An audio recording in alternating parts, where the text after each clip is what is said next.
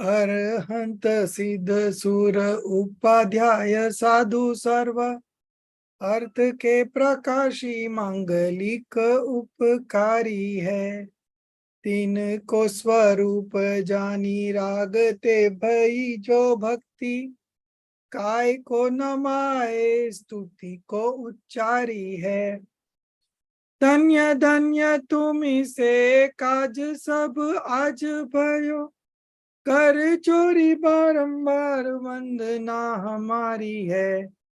मंगल कल्याण सुख ऐसो हम चाहते हो मेरी ऐसी दशा जैसी तुम धारी है। हो मेरी ऐसी दशा जैसी तुम धारी है।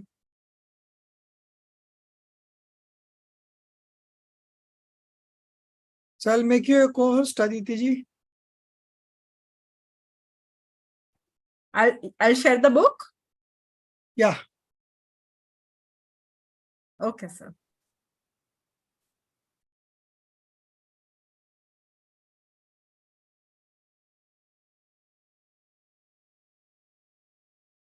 So yesterday we were reading this chapter of second chapter of Tattva-Gyan part 2, the method of understanding the meaning of religious texts. We had almost completed the reading of the chapter, and 2 pages are left that we'll do later on. So first, let's understand what has been read yesterday. Somebody had some question in yesterday's chapter. I think Sasikala ji.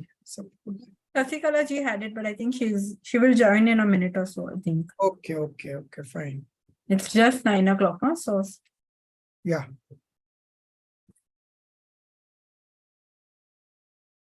So anyway, we start with this chapter 2. It's a very important chapter because the nature of substance is very easy to understand. But the difficult part is the interpretation of the different kinds of statements as given in our scriptures. So all our statements from our scriptures are from a certain point of view. Now, if you don't understand which point of view it is being said from, then the chances are that you will not understand the proper meaning. So once the confusion is there, it is really very hard to, get to the right faith. So we must understand from the viewpoint from where it is said and in what context it is said and what does that mean here. So we need to all the things, the background from which the statements are coming. So then only we can connect, we can understand the right meaning. There are something which are not expressed in words, but you have to understand. And that understanding comes from when you know the method of understanding the meaning of religious texts. So from that point of view, this chapter is very important. In fact, this is something we need to teach in the beginning itself, not in Tattva-Gyan, but in the Vitrag Vigyan first part 1 only itself. But anyways, even those who are writing, they also get these ideas when they are quite experienced, and then they realize that this is something to be included in the fundamentals. So this chapter has been included. In this chapter, broadly, there are two methodology which has been explained. One is the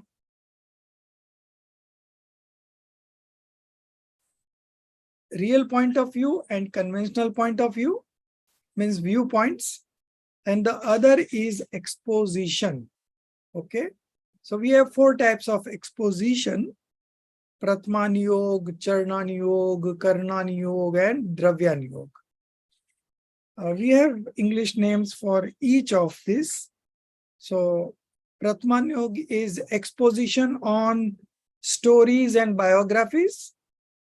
Then Karnan Yog is exposition on technical matters.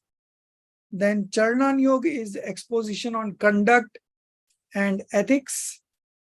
And the last one, Dravyan Yoga, is exposition on substances or metaphysics.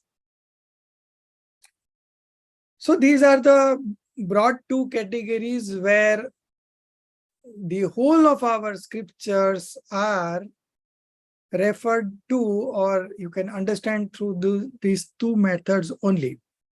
So you need to have a clarity of these 2 methods. One is the Nischay Vyavhar, real and conventional point of view, and the other is 4 exposition, Char and Yog. But there are something else which also depends, which also changes the meanings, which also helps us in interpreting the meaning of the statements given in our scriptures, and those are not given in this chapter, but we will be discussing it at the end of this chapter. So first, let's understand the 2 methods that are given here. The first one is about the viewpoints, the real point of view and the conventional point of view. So we already had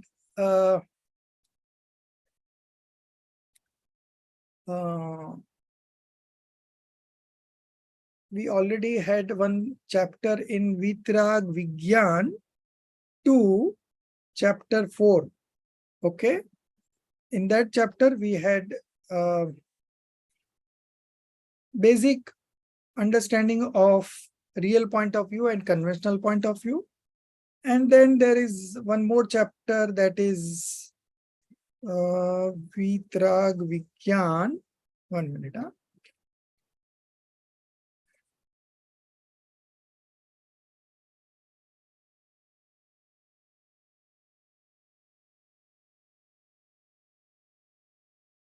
Sorry, this one was so this real point of view and conventional point of view we had studied in Vitrag Vigyan 3, chapter 8, and the about 4 exposition we studied in Vitrag Vigyan 2, chapter 4. So we have a basic understanding of both the chapters, so that you must keep in mind. If you forgot, then we have to again revise that. Those chapters are very important. You can, in fact, revise every 6 months once. So after 2-3 revisions, you will almost remember everything. So we begin with this chapter. There is a conversation between Pandit Todarmalji and Diwan Ratanchand. Diwan Ratanchand was a disciple of Pandit Todarmalji, and he used to attend his lectures every day. So this chapter is written in such a manner that Pandit Todarmalji is preaching Diwan Ratanchand. Diwan Ratanchand is student and Pandit Todarmalji is his master or the teacher. The root of the tree of this world is wrong faith. So, इस संसार रूपी वृक्ष की जड़ एक मिथ्यात्व ही है. Wrong faith is delusion, and because of this delusion, the tree of this mundane existence is prospering because of wrong faith, and a tree prospers or survives just because of the root. So that delusion is the root of this tree of this worldly existence. complete liberation of the soul can only be attained with the complete annihilation of this wrong faith. So you see, our endeavor in this life right now is to get rid of delusion, because unless and until we completely destroy the wrong faith, the path of liberation does not begin. Okay, so we need to annihilate the wrong faith. That is our primary and the first preference. Today we have to study why wrong faith persists in the Jains also, and in those who obey the commandments of Jainism, because even an iota of wrong faith is harmful, and subtleties of wrong faith are also worth renouncing. So this whole worldly existence or the mundane existence is just because of this delusion or the wrong faith. And even a part of wrong faith is very harmful. Harmful in the sense it does not allow you to attain the right faith. Okay? And until and unless you attain right faith, the path of liberation does not begin. Okay?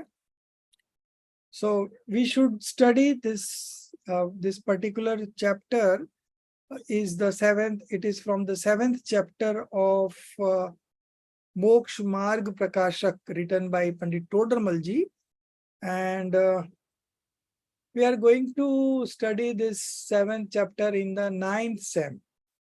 Of course, we are starting that scripture of Moksha Marg Prakashak from next sem only, but it will be two chapters every sem.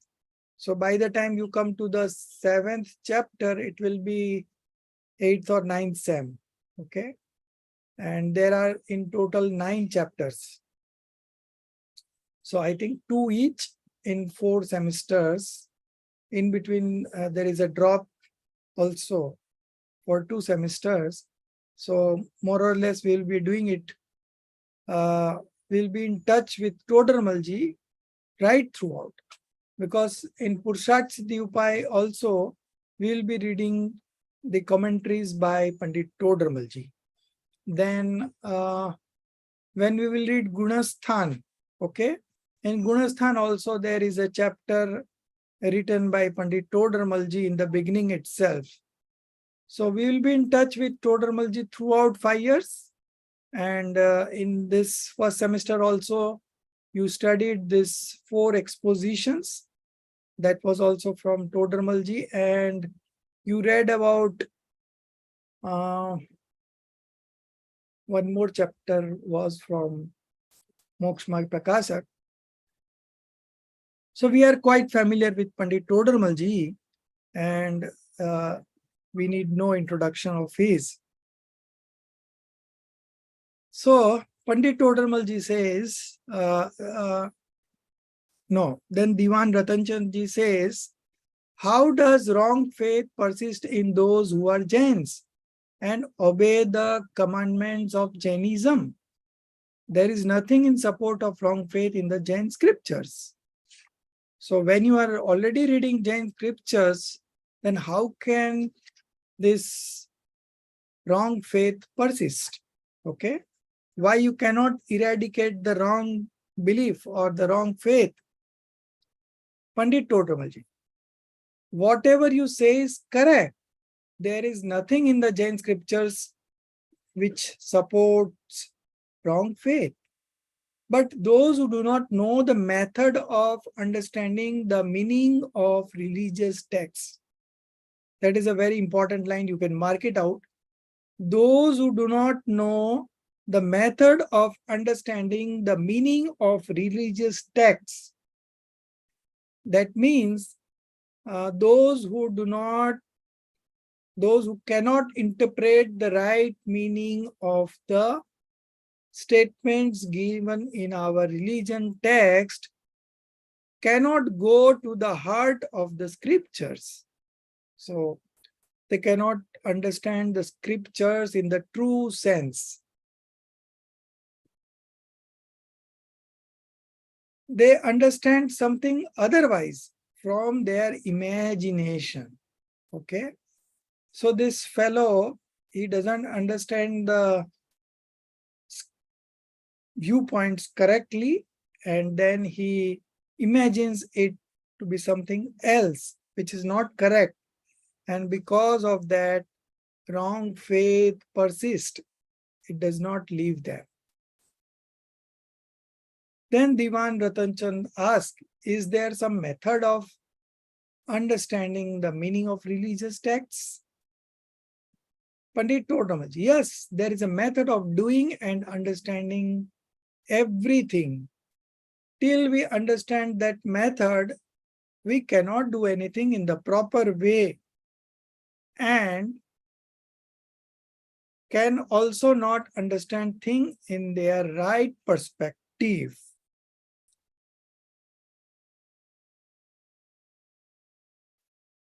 Then Diwan Ratachand says, what is the method of understanding the meaning of the teachings of Jinendra Dev?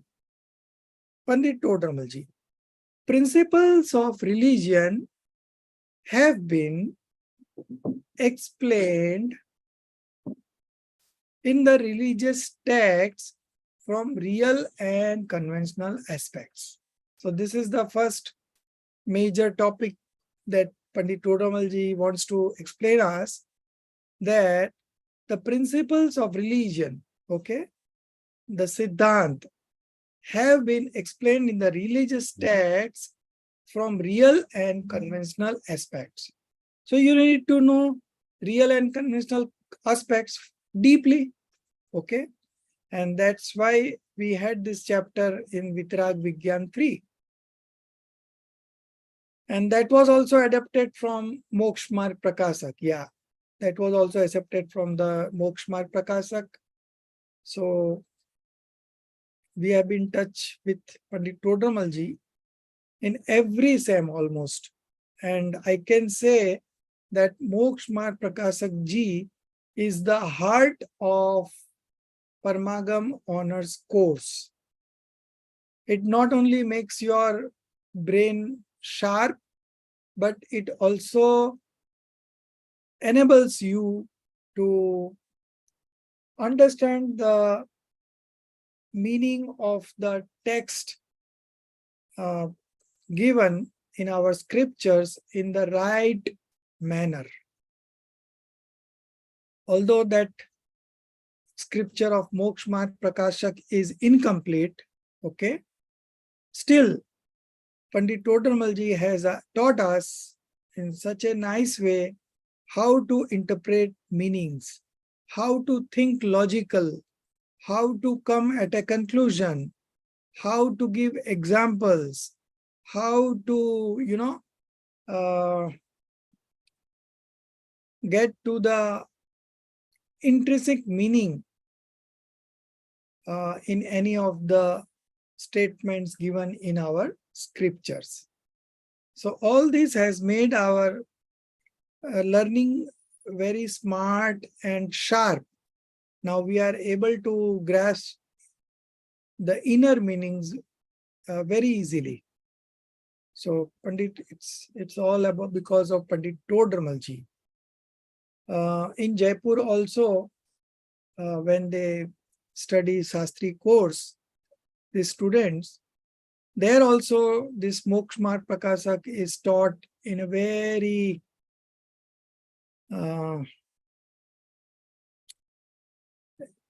detailed way, and that forms the basis of them being a scholar. So we are also going to understand Moksha Marg Prakasak in a deeper sense.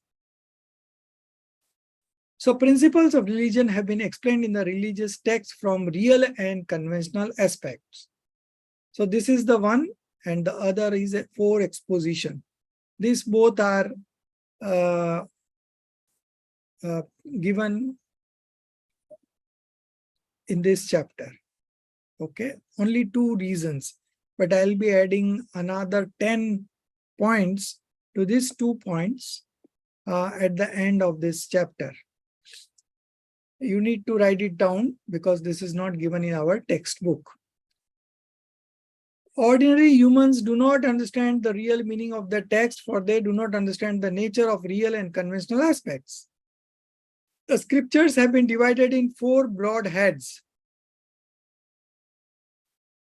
So this is about the 4 exposition. Each has got a different method of exposition. If we do not sorry, sir, I lost you. What did you say is not mentioned and we have to write down? So that will be at the end of this chapter. Okay, not now, right? Not now. There are some other points which are not given in this. I thought I had to write and I missed what you said. So that also is going to help you in interpreting the real meaning of the text. Okay. So that we will do, that we'll see at the end of this chapter. So we were here. Yeah. So Pandit Todramalji, I have already dealt with real and conventional aspects some days back and have also elaborately explained the 4 divisions of the religious books. 4 divisions is 4 exposition and real and conventional aspects, both as I just mentioned the references, that real and conventional points was in Vitrag Vigyan part 3 and 4 exposition was in Vitrag Vigyan part 2. So you know the basics about this. Yes, we have got a general knowledge of these subjects. We, however, want to understand them in the context of the methods of understanding the meaning of religious texts. Pandit Todramalji, if you know the nature of real and conventional aspect, let me know what are real and conventional aspects. Diwan Ratan Chand, real aspects means the intrinsic exposition and the conventional aspect means imposed exposition of things and principles.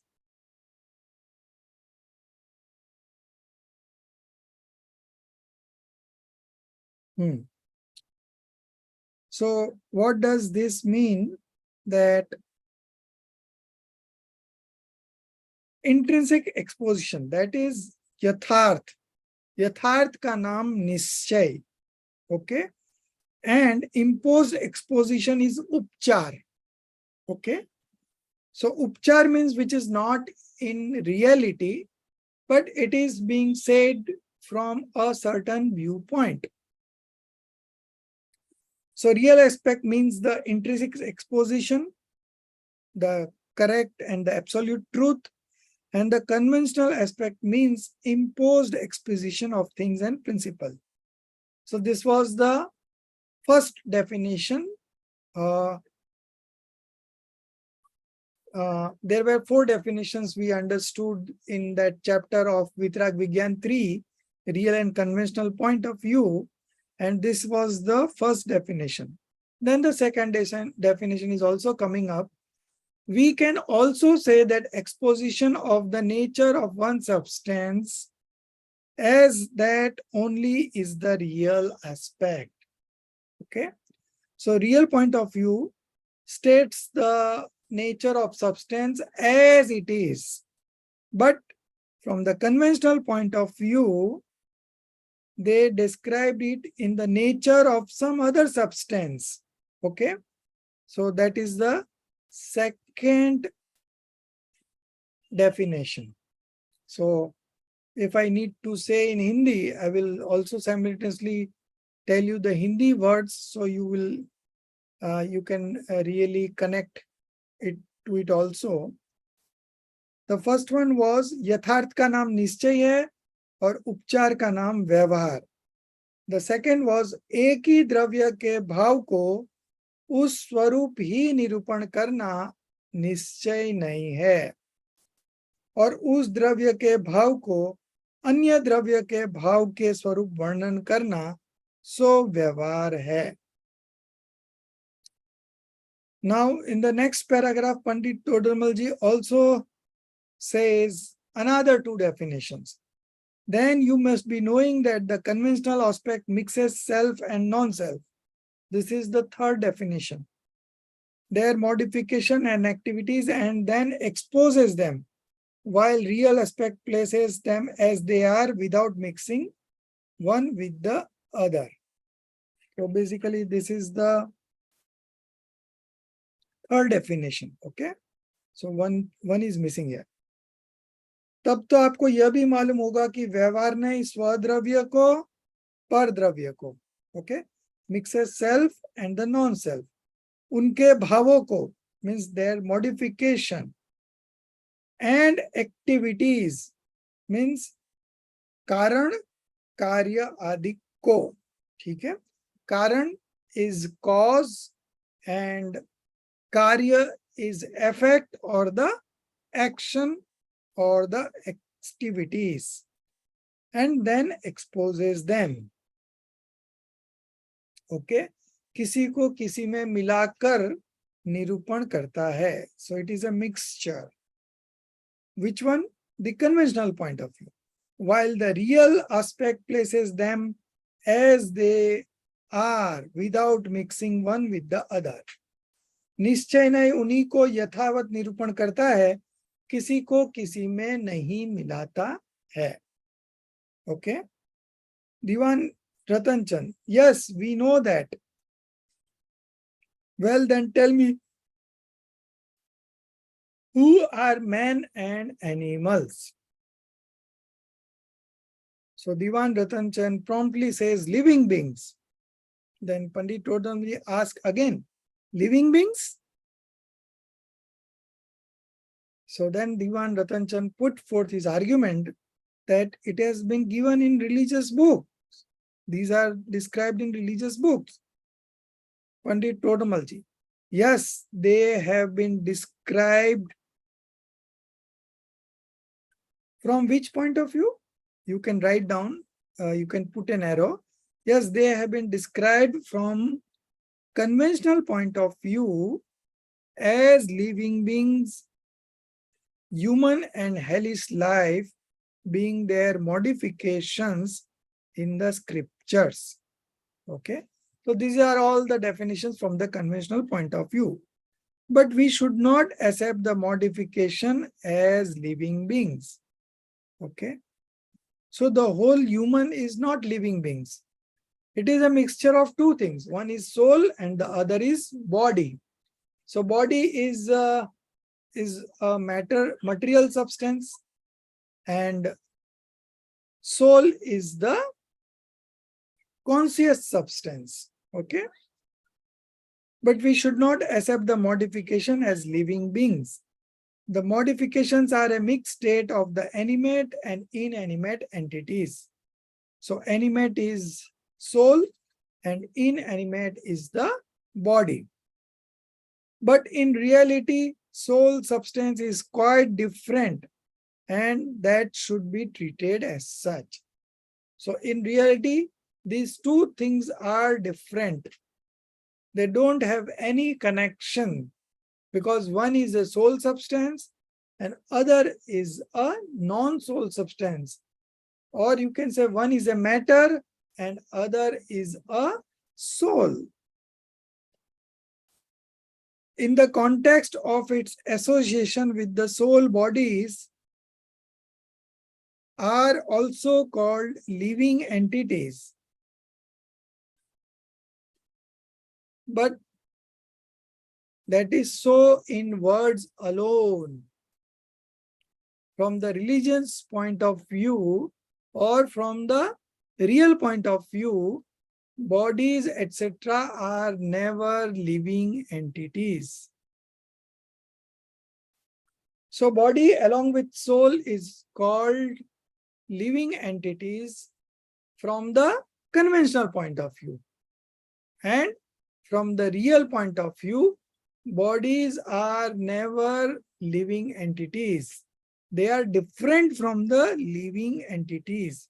So here you need to practice discriminative knowledge that a human being or a hellish being, they have two things in them. One is the body, which is the inanimate thing. And then there is the soul, which is the animate thing. Okay. So two are different things. They don't have any connections or relations. Okay. So when our knowledge accept this and understand this and takes a decision about this, then only you can practice descriptive knowledge. In fact, that is called practicing descriptive knowledge. So there are two different things, and our knowledge should accept them as two different things. But because of delusion, our knowledge also shows them as one entity, which is not correct, which is the wrong faith. Okay. So there we are doing the mistake. Second point, this was the first point. The second point, likewise, the indivisible soul has been divided into consciousness, perception, and other attributes. Okay. So soul by nature itself is indivisible, but people are not able to understand the true nature of the soul. So the acharyas have explained it by dividing it into different types of attributes like consciousness, perception, then bliss, then power. So there are innumerable qualities in a soul, and because of this, the soul is being explained in this way. The soul has been divided into consciousness, perception, and other attributes, but these divisions are just to explain the substance, which should be accepted as indivisible only. So in reality, the substance is indivisible, but to make it easy for the students and the other ignorant people, the preacher or the teacher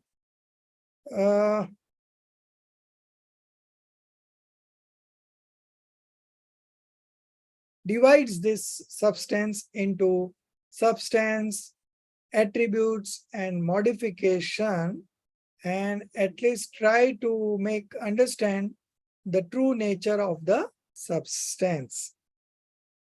So this is when you divide something, it becomes a conventional point of view.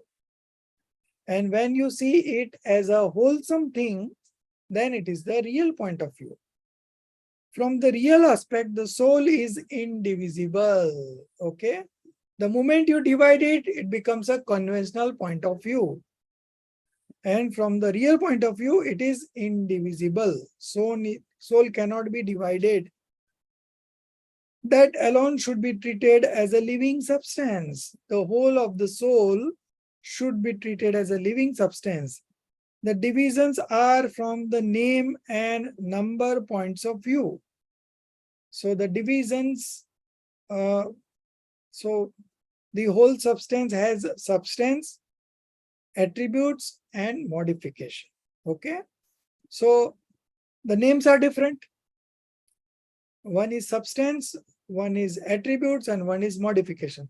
So these three things complete the whole substance. Okay. So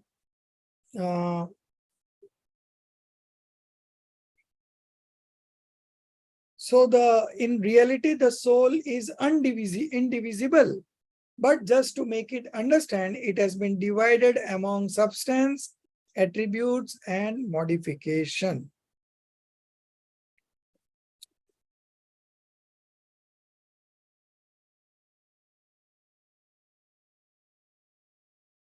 So these divisions are just to explain the substance, which should be accepted as indivisible only. From the real aspect, the soul is indivisible, that alone should be treated as a living substance. The divisions are from the name and number point of view. So no, not only name and number point of view, but from its characteristics point of view and from its purpose point of view. So there are four things from where you can differentiate the substance, attributes, and the modification. Which are these four things? The first one is the name. So all the three names are different. Substance is different from attributes, and attributes is something different from modification, because these three have different names. They are not the same thing.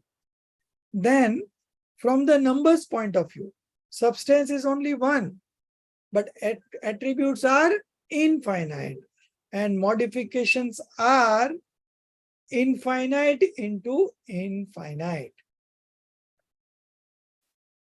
The third point of difference is the characteristics. Okay, so each has its own distinct characteristics. Substance is different from attributes, and attributes is different from modifications. So each has different characteristics. And the last point of difference is the purpose. Okay, so the purpose of substance, the purpose of attributes, and the purpose of modifications are all different. They don't serve the same purpose. Okay, so from this point of view, these three things are different. But from the indivisible point of view, there is no different entity. It is all one entity. That is called the complete soul. Diwan Ratan Chand, I think rules of conduct and abstinence have been described as the path of liberation from the conventional aspect only. So conduct is vrat and shil, and abstinence is sanyam. Okay, so rules of conduct, that is vrat, shil, sanyam, adi, are described as the path of liberation from the conventional aspect only, and not from the real aspect. Sir, kindly excuse that four things you are told, no? Name, number, and other one? Characteristics. Characteristics and attributes, no? That is characteristics. And purpose. And purpose. Okay, thank you. So these four things, all these three, Substance, attributes, substance and modifications and what is it other one? Attributes, no? Differs. Yeah, differs. Am I correct? These three qualities, that is dravya and this gun and paryaya, these three things in four divisions, it is getting changed, different. Yes. Am I correct? From this point of view, 4 point of view, they are different things. Okay, they are not the same thing. But from the indivisible point of view, they are all one entity. Okay, as in real point, that is in any chain, I say it's all. And when you divide an indivisible thing, it becomes from the conventional point of view. So the job of conventional point of view is to divide the whole thing. Okay, so when you divide it into substance, attributes, and modification, obviously it's a conventional point of view. So then Diwan Ratan Chand says, I think rules of conduct and abstinence have been described as the path of liberation from the conventional aspect only. Pandit Todamalji, conduct and abstinence, etc. have been called the path of liberation for purposes of dissociation with the non-self entities.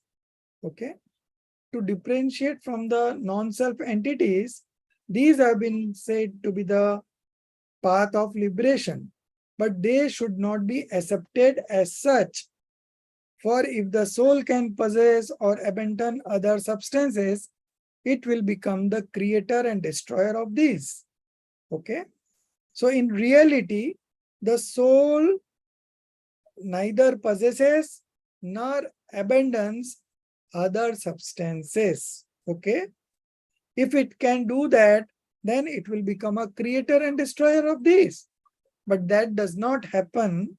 So in reality, the soul never possesses or abandon any substance. No substance is, however, dependent on others. Each substance is independent of one another. The soul, it detaches itself from the attachments and becomes perfectly detached. In fact, such detachment is the real way to perfection of the soul. So what does this say in Hindi?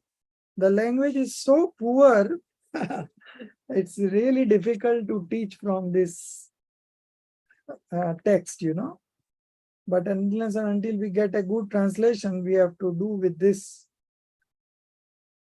So the third point was, पर द्रव्य का निमित्त मिटाने की अपेक्षा से व्रत सिल संयम आदि को मोक्ष मार्ग का. So इन्हीं को मोक्ष मार्ग नहीं मान लेना. Don't believe this to be the true मोक्ष मार्ग, क्योंकि पर द्रव्य का ग्रहण त्याग आत्मा के हो तो आत्मा पर द्रव्य का कर्ता हर्ता हो जाए. Okay. So the soul is never a doer or influencer of other substances. Okay. It never possesses also, or it never abandons also other substances. No substance is, however, dependent on others. परंतु कोई द्रव्य किसी द्रव्य के अधीन नहीं है. Not dependent on any other substances. The soul, अतः आत्मा अपने रागादि को त्याग कर वितरागी होता है. The soul detaches itself from the attachments and becomes perfectly detached. Okay. Perfectly detached means vitragi. Vitragi means passionless. In fact, such detachment is the real way to perfection of the soul. निश्चय नहीं से वितराग भाव ही मोक्ष मार्ग है.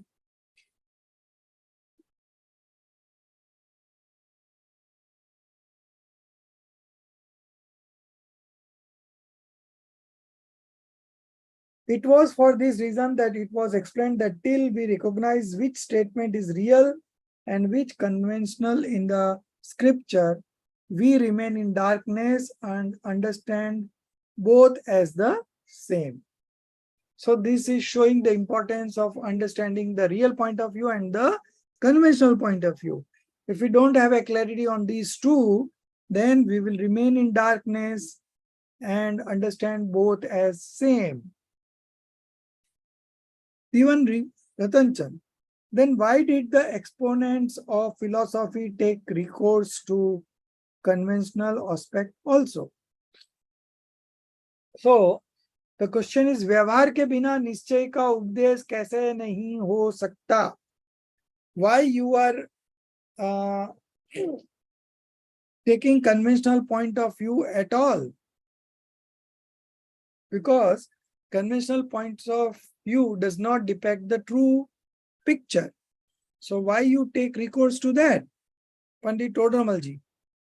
Without conventional exposition, the spirit of the religious text cannot be clarified. Therefore, though not real, the conventional aspect has been made use of. Then again, there is a question from Diwan Ratanchan. Why cannot the real aspect be exposed without the conventional one? This is a very important question. So why cannot you say the real aspect directly? Why use the conventional one? That is the question. Pandit Todamalji, the soul from the real aspect is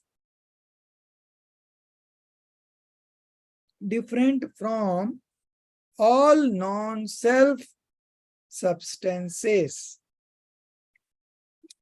and one with its intrinsic nature alone and independent. So from the real point of view, how is the soul? The soul is different from all non-self substances. Okay. परद्रव्यों से भिन्न.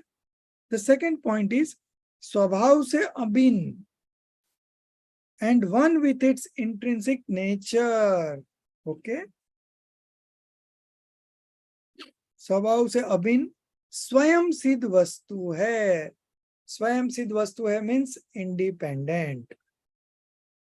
So from the real point of view, the soul is different from all non-self substances and one with its intrinsic nature alone. And the third was independent. If we go on telling people like that, they would understand nothing. Therefore, it was explained in relation to other substances like body, etc., and by division into human, animal, and other phases. Likewise, indivisible substance were explained in parts thereof.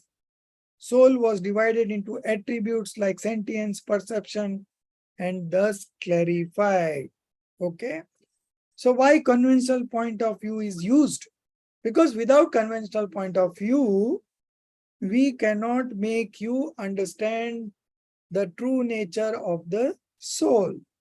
So we are using this conventional point of view to get you the correct picture of the soul substance.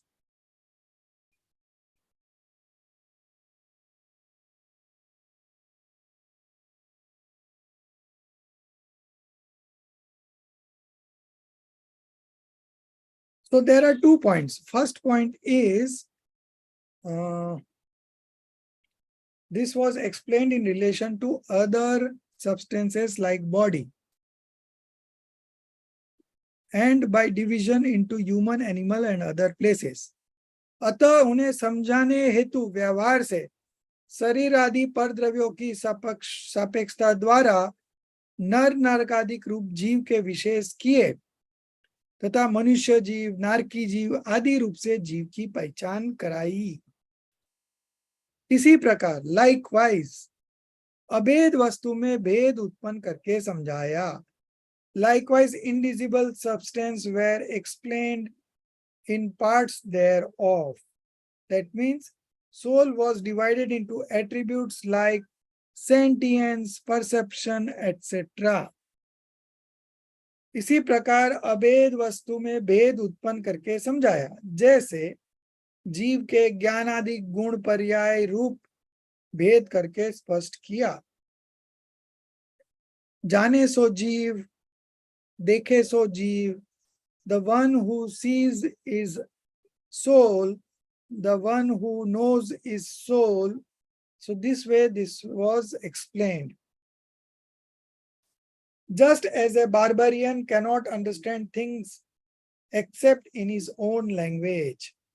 जिस प्रकार मलेच को mulch भाषा के बिना समझाया नहीं जा सकता, उसी प्रकार व्यवहारी जनों को व्यवहार बिना निश्चय का ज्ञान नहीं कराया जा सकता.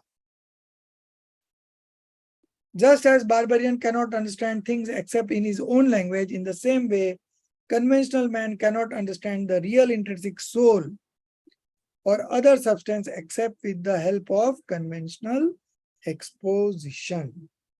So, to make you understand the real nature of the soul, we have to use conventional point of view. Otherwise, we cannot explain you the nature of the soul. Diwan Ratanchand, what should be our correct understanding? When things have been described from the real point of view, they should be accepted as they really are. Okay? So real point of view always depicts the truth. So you should accept it as they are. And when they are illustrated from the conventional point of view, we should treat them as not like that. Okay? But described as such from the point of view of their associations. or other instrumental causes. Okay. So when it is explained from the conventional point of view, we should treat them as not like that. We should not accept them as it is. Okay. But we should understand that it has been described as such from the point of view of their association.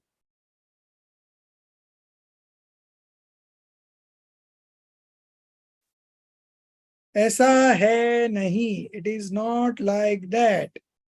निमित्त आदि की अपेक्षा उपचार किया है. Okay. But described as such from the point of view of their association and or other instrumental causes. Now next, Diwan Ratan Chand again asks, is the conventional aspect only helpful in teaching others?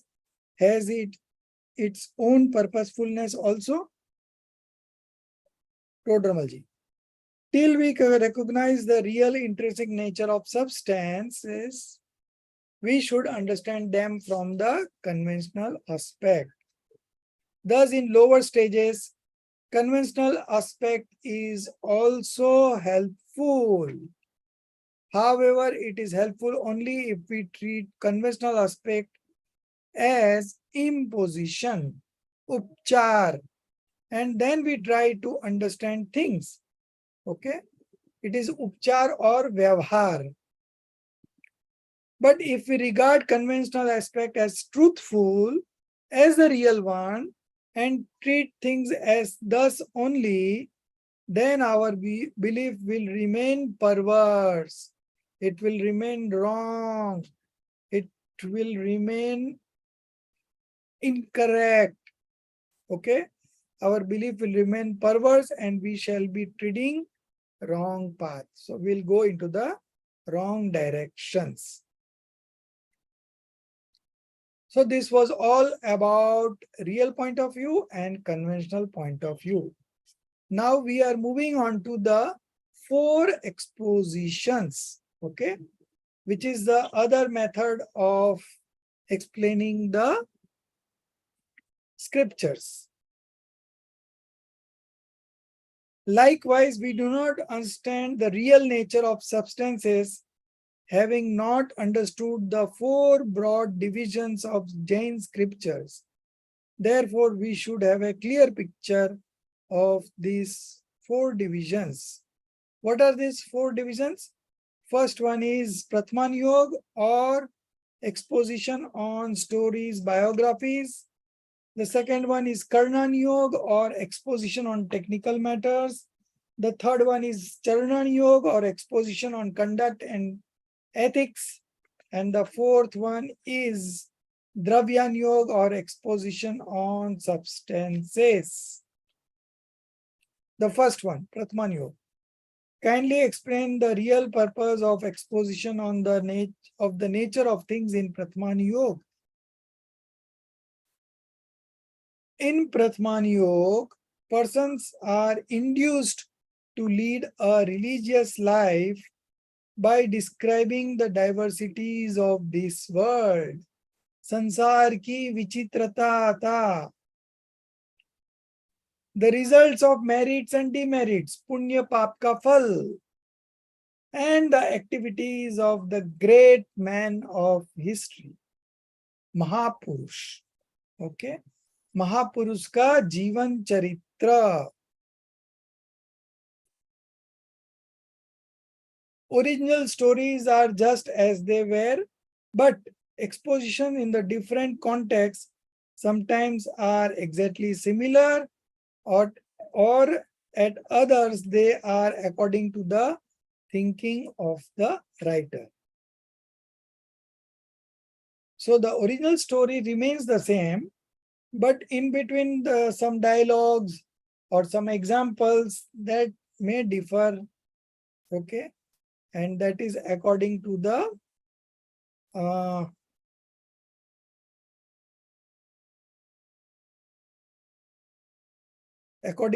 thinking of the writer. but the purpose is never otherwise. For example, gods participated in the 5 auspicious events of the life of the Tirthankars, Panch Kalyanak. But the words of adoration used by the gods and their lords were not exactly similar to those that were originally used. Likewise, in dialogues, the language used by the writer is quite different from that which was used by the speakers, but they serve the same purpose. So the dialogues may change, but the facts and the purpose never changes. Okay. So this is the style of Pratman Yog. The scriptures are written here in this way. Sometimes reference stories written by writers are according to their own conceptions. These are stories of fools. Example, there are stories of fools in Dharam Pariksha, but it is not necessary that the same story was narrated by Manoveg. Manoveg is a character in this book, Dharam Pariksha, and he was explaining religion to his friend. But the dialogues may differ. He might have said something else, and here the writer says something else. But the purpose never changes. But they serve the same purpose. Okay. However, it surely was supporting foolishness. So he wanted to show the foolishness, okay, to his friend. So Manoveg narrated different stories of foolish person. Sometimes in Pratmanyog, people doing improper acts, but with a religious sense and purpose, have been praised. Okay. So sometimes in Pratmanyog, they do praise people who has done some improper acts, but still they are praised, just like the case of Vishnu Kumarji. Okay, so Vishnu Kumarji was a monk and he saved the life of 700 monks from the upsarg. Okay, so that things are not possible in the context of becoming, in the context of being a monk. Okay, but nevertheless the spiritual stages were declined, were not declined, but it was decreased. Okay, from 6th, 7th stage he came to the 4th stage. Okay, and then he saved the 700 Muniraj. So this is an improper act from the point of view that he adopted lower conduct, okay, leaving the higher conduct. So this is an improper act. But the purpose was to save the lives of 700 monks. So from that point of view, he is being appreciated, but not from this point of view. Vishnu Kumarji, out of sheer love of pity, saved the 700 monks from torture. But this action on his part was improper, for he had to leave monkhood. But he has been adored for this due to his love for pity. Taking advantage of this example, we should not give up higher status and indulge in less important tasks. So this is the learning from this example. It is evil to worship or pray God for being blessed with sons or curing oneself of diseases. These being included in Nidan Artha Dhyan. And devoid of selflessness is pursuing the path of religion. But even these have been praised, considering that the devotee did not indulge in the worship of gods who are personification of wrong faith. So they never went to the Kudev Kuguru Kusastra, and they remained committed to true gods only. So that's why they have been praised. Considering that the devotees did not indulge in the worship of gods who are personification of wrong faith themselves and spread the same amongst their followers, one should not in this manner perform religious rituals to achieve worldly aims which only satisfy pleasure of the senses. So we have ended on the right, this much only we had read yesterday, and this much is completed today. I'll read the Hindi portion just so that you can, connect it to the right meaning. You can see the translation is such a pathetic manner. Yeah. So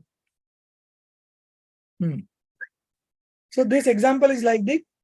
पुत्रादिक की प्राप्ति के लिए अथवा रोग कष्ट आदि को दूर करने के लिए स्तुति पूजन आदि कार्य करना निकांक्षित अंग का अभाव होने से. So when you have the right belief,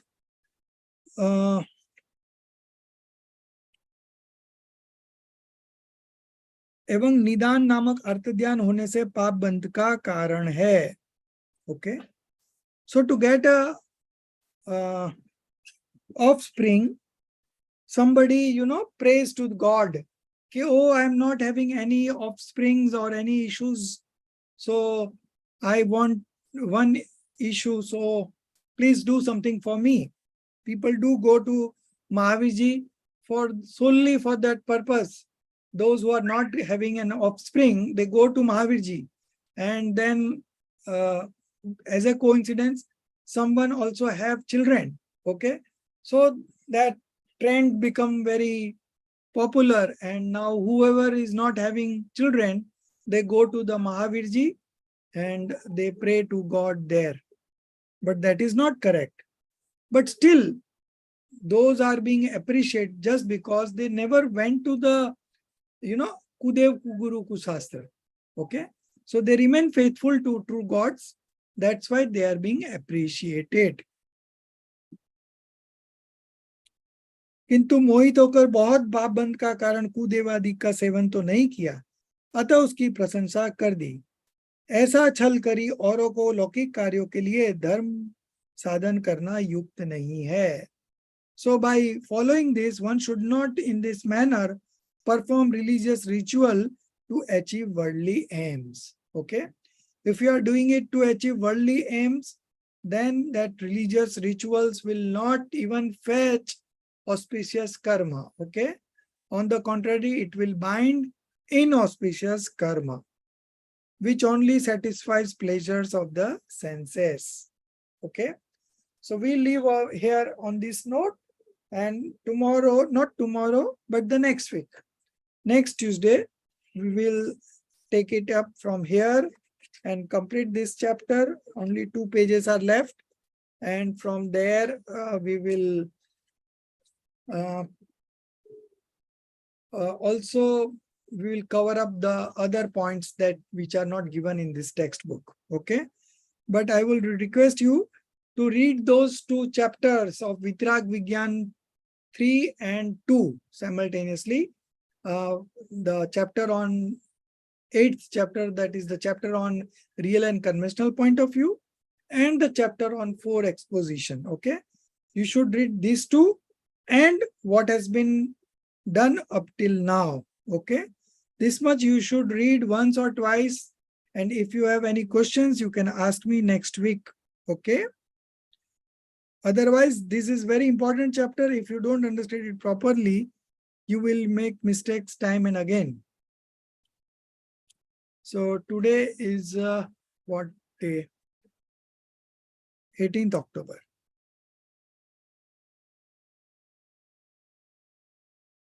Okay. निज निधि निज में बताई, यह अनंत उपकार है, उसके लिए जिन वाणी माँ को वंदना 7 बार है उसके लिए जिन वाणी माँ को वंदना 7 बार है। 9 बार नौकर मंत्र गिनेंगे। जय जिनेन्द्र।